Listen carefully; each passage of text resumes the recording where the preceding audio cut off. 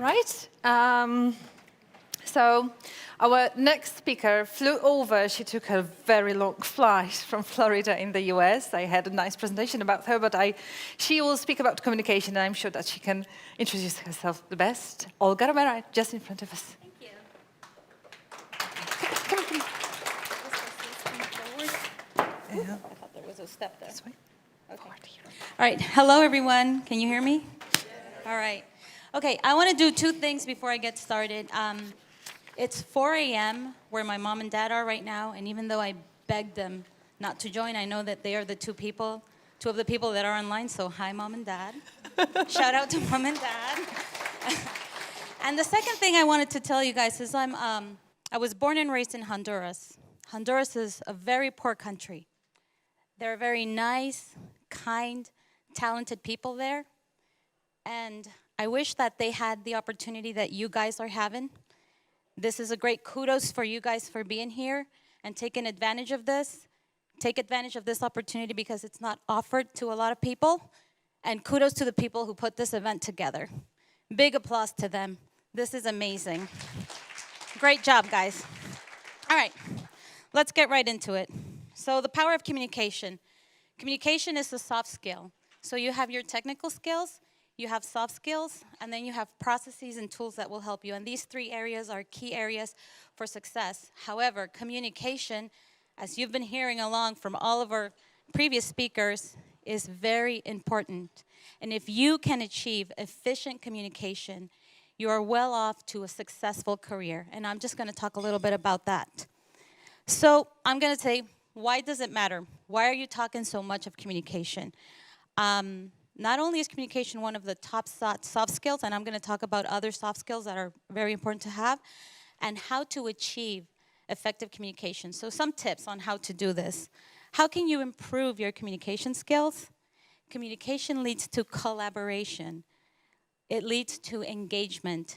It leads to motivation. And when you have motivated people, the sky is the limit. There is no stopping you.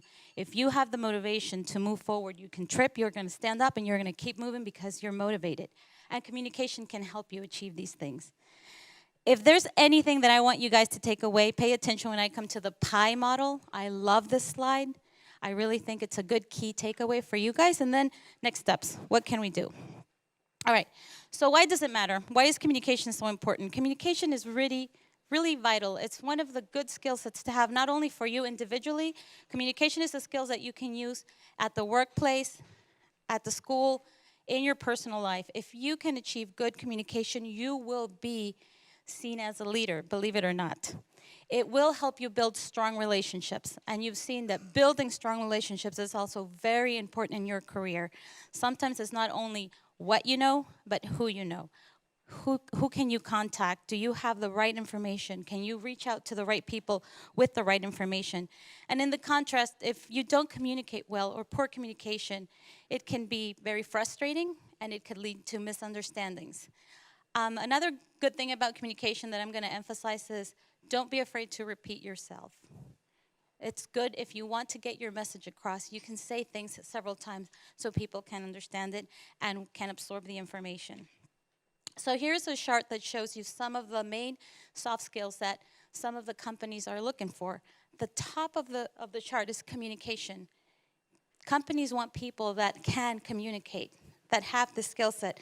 Other one is creativity. Can you think out of the box? Are you a good team player? Can you do well in a teamwork? Critical thinking, emotional intelligence, and adaptability. I'm surprised adaptability is at the very bottom because that's another very important skill set to have. If you can adapt in this renewing world, you can also be very successful. So here is the why, the what, the how, and the when of effective communication. So why? Why is communication so important? Why do we want to communicate? We want to connect with people. You want to connect with people. Not only that, communication leads to great business results. In our company, they do this survey every year to take the pulse of our team members. And one of the things of the top 10 business performance drivers that they measure is communication. So it's very important. They take it very seriously. What do you want to communicate? You want to communicate relevant information. You want to communicate something that people are interested in, something that is important to them. You want to communicate, when I say updated information, this is very workplace-oriented. So for example, I go to a website and I need information and I click on the link and I see something that I see, for example, an org chart, and I see a team member that hasn't worked in the company for 3 years. I want to get to updated and good information, and I want it to be easy to find. I want to be able to find information. If you have information and you have it stored in your hard drive in a computer where nobody can see it or nobody can access it, it's not going to be useful. So you need to put the information out there to your team members, to your schoolmates, to whomever, so it can be easy to find. How? There are so many ways to communicate nowadays, so many platforms. Choose whatever it is that you like. You can use verbal communication, you can use nonverbal communication. Younger generation love to text these days. If I call my daughter, she will look at me like, why are you calling me? Don't you know how to text? So there are so many ways to communicate nowadays. You can use so many platforms: YouTube, social media, SharePoint sites, home pages. If you're an extrovert, you can come up stage and make a presentation. If you're an introvert, do a story, do a blog, do something. You can still communicate, doesn't matter. And when, like I said, repeat, repeat, repeat. A study has shown that sometimes it takes 7 times for you to say something before the other person or the other team members will absorb it. So you say it one time, they're not paying attention. You say it a second time, they're multitasking. You say it a third time, they heard you. You say it a fourth time, they kind of understand the impact of what you're saying and what it has on them. So don't be afraid to repeat information and make sure that what you are trying to say has been understood by the other person. All right, so here are some tips to improve your communication skills. Believe it or not, the number one tip of a good communicator is to listen. Sometimes a lot of us don't listen. We don't take the time. We think that we know what the other person is saying, or we try to finish the sentence for the other person. And so sometimes it's really good to just practice listening. Paraphrasing is a good way of listening. So if somebody's telling you something, repeat what they said to you in the way that you believe that you understood it, and that way that will achieve also some clarity. Ask open-ended questions. If you ask open-ended questions, you will get more information versus a yes and a no. Empathy. Showing empathy goes a long way. If somebody's talking to you, are you listening? Are you acting bored? Are you looking somewhere else? Are you looking at your phone? Show empathy. Sometimes the person that is trying to communicate is really being brave and trying to communicate, so show empathy. Recalling previous conversations, I think Perrette talked a little bit about this, like, oh, I remember your birthday. Oh, I remember you told me you had a 17-year-old daughter. Oh, I remember. Show that you listened. Show that you pay attention. So recall previous conversation. Always ask for feedback. You're going to hear feedback. This is one of the buzzwords. Feedback is great. Feedback is a way that you know what you're doing good, keep doing it, and it's another way to understand what you're not doing good and how you can improve. So feedback is always good. And there's ways of getting feedback and of giving feedback. And when it comes to communication, always aim for clarity. Make sure that what you're saying is understood and that what somebody's trying to tell you, that you fully understood it. Because if you didn't, then ask, is this what you're trying to tell me? So always aim for clarity. All right. Okay. One of the most important things that communication will lead to is collaboration. And if you ask leaders across the country what is one of their key items to success, it's very likely that they're going to mention the word collaboration.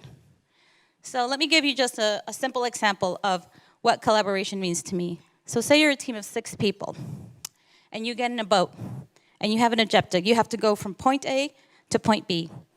And you had great communication. You know what your objective is. You know how to use your tools. You're all rowing in the same direction. Very likely you're going to get from point A to point B very fast, very efficient. You have another team, 6 people too. They didn't talk to each other. They didn't get good directions. They didn't get good guidelines. It doesn't matter. They're all rowing in different directions. It doesn't matter how much time and energy they put into it, they're very likely not going to make it.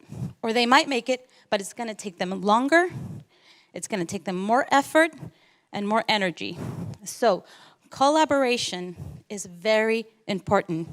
So you can see here some of the things that it helps us do. It brings people together. We can learn from each other. It's amazing how when you're collaborating with other people, how you can learn, oh, you do things this way, or you use a different tool, or you apply something else. Okay, this is great. I learned something new. It leads to higher retention rates. Retention is very important in a company. When you get somebody and you onboard somebody and you spend time training the person, teaching them how to use all the processes, showing them all the organization, you want that person to stay with you. Because if that person leaves, you have to start all over again. So collaboration leads to higher retention rates, and it makes us more efficient. These are the different platforms that we have. The sky is the limit when it comes to the ways that you can collaborate and the ways that you can engage. Again, know what your audience prefers. And we have sometimes here a generation difference where the younger generation, like I said, they love to communicate through text. They love to communicate through social media. I don't even know what the latest social media is. I think the last one I knew was Snapchat. I don't know if there's anything else there. If you come to the workforce, it has been shown, or there has been studies that show that the preferred way to communicate is face-to-face. People really enjoy the interaction with other people. They like to see the body language. They like to see the reaction that you have. However, face-to-face is not always affordable because we work in an environment where we have people all over the world, and we can't put them in an airplane, pay the lodging, pay the meals, pay everything. So the second best way that people prefer to communicate is through conference calls, and not so much video calls. Even though sometimes we do video calls, but in a larger environment, video calls can get very distracting. What is she wearing? Did she comb her hair? Like, what is it? She's missing an earring. So sometimes it can get very distracting. So sometimes conference calls are more poignant. And another thing, when you have an executive, they do what we call all hands calls. So we have organizations that have hundreds of people, and you have hundreds of people in one call, and the leader's given a message. And so he's asking for also, did you guys get it? Do you have questions? A lot of people won't ask questions in a large environment. So if you are a leader, and a leader is a very heavy title to carry, and anybody can be a leader. You don't have to be a line manager to be a leader. A leader is somebody who guides people, who helps people. A natural leader, people will come to you. They will be drawn to you because you provide solutions and you provide tools for them to help you. So if you're a leader and you have all these calls, you can get together in a smaller group, in a smaller setting, where people feel more comfortable and ask, did you get that message? Did you understand what was trying to be portrayed? Did you understand that teacher? Did you understand his message or her message? So find ways. Know your audience and know what is the best method that they like to communicate with. All right, here's the pie model. This is one of my completely favorite charts. I was talking to Eva about it. So according to Harvey Coleman, there are 3 factors for a successful career in your life. The first one is performance. You have to be good at what you do. If you're given a task, you're expected to deliver that task, and you are expected to deliver it with really good quality. So if you're a good performer, you're on your way to a successful career, but that's only 10%. Only 10%. The second one is image. And she talked about branding. Kamel talked about branding too. Image, how do people perceive you? It's great that you are a great performer, but if you have a bad attitude, people will not want to work with you. It's amazing how a good attitude, even if you're not that great of a performer, if you have a great attitude, people will be attracted to you. Do you only bring problems to the table, or do you bring solutions? If somebody comes to you with a problem, do you say, how can we get together and solve this? So your image, work on your image. It's very important, but that's only 30% more. So now we're 40% there to a successful career. The 60% is exposure. It doesn't matter if you're good at what you do It doesn't matter if you have a good attitude if nobody knows. You have to put yourself out there. You have to make yourself known. Do not be afraid to do this. It's very important. Do your coworkers know about you? Do your other students know about you? Do your line manager, your second line manager, people in other organizations. Do anything that you can. Set up conference calls, put together some initiatives to share knowledge, do whatever it takes, but make sure that you are being exposed to the rest of the world because that is very important. All right, so what's next? You have to constantly be renewing yourself, right? Renewal is key these days. I think that they say that these days what students are learning in the first year is obsolete by the second year because something new has already happened. So renew yourself. Make sure that you are engaging. If you are too shy to lead an initiative, be part of an initiative. Make yourself be part of an initiative. I'm going to give you a quick example. I am in a business operations organization, so we're kind of like doing the health check of the business. So we look at the financials, we look at the resources, do we have the right people, do we have the right skill sets, do we have the people in the right places? We look at several different aspects of the business, and then we produce these reports, these awesome reports where we go, green flags, you're doing great. Yellow flags, warning, warning, you could do better. Red flags, you have to work on these. We have to make these red yellows, we have to make these yellow green. So it's kind of like a little health check pulse, what we do in business operations. And one of the things that came out of this survey is that we needed to improve our collaboration. Our team members, we were in the same team, in the same organization, and we didn't really understand what somebody, I'm just gonna assume we were in a physical office, somebody sitting next to me was doing. So we started an initiative and we called it Captain Fantastic. We just gave it an incredible name so it would be catchy, so people would be attracted to it, because if we call it knowledge sharing, it would be like, ugh. So Captain Fantastic, and we said to everybody, we need each of you to put together a small presentation. It could be 20 minutes, it could be 1 hour, whatever you want. Tell us what you do. Tell us how you do it. Tell us what processes you're using, what tools are you using. And this Captain Fantastic has exploded. People love it. Not only that, not only has everybody like volunteered and are doing their presentations, people outside the organization are coming and joining our Captain Fantastic series, and some people are even repeating it, replicating it in their own organization because they love it. So, my message to you is be a captain, and you're already fantastic. So thank you, guys. Thank you.